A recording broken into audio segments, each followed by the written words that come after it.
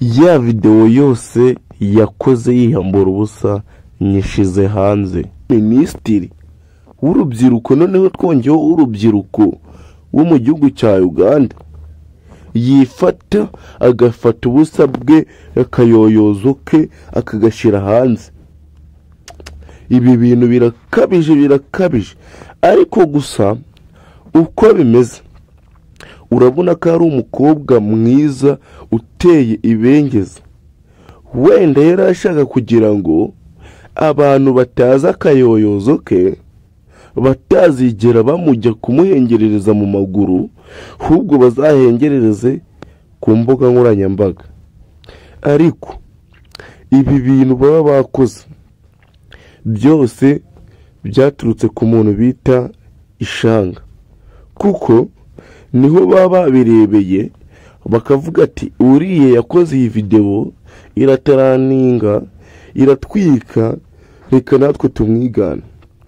Ariko ibi bintu baba bakoze ni ukuri kw'Imana, ibi bintu ntabwo ari byiza.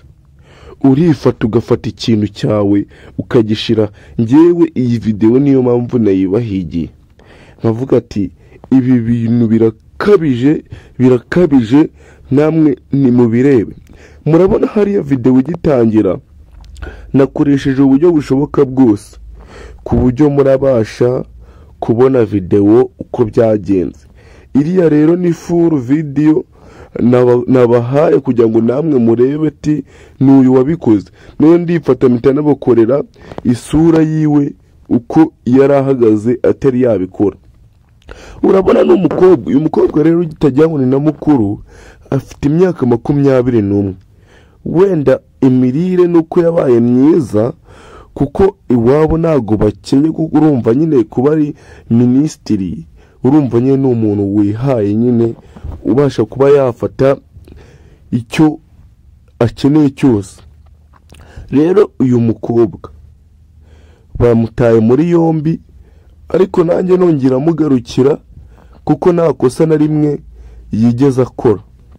Kuko impamvu nta kosa yigeze akora, biriya bintu yabikoze ari kumwe n'abantu yizereye, kandi icyiza yabikoreye ntabwo yabikoreye mu ruhame rw'abantu. Usibye ko abo bantu atari yizeye, ubwo twavuga ko yari yabizeye, aribo baje kurabangira iyo video ye bayishize hanze.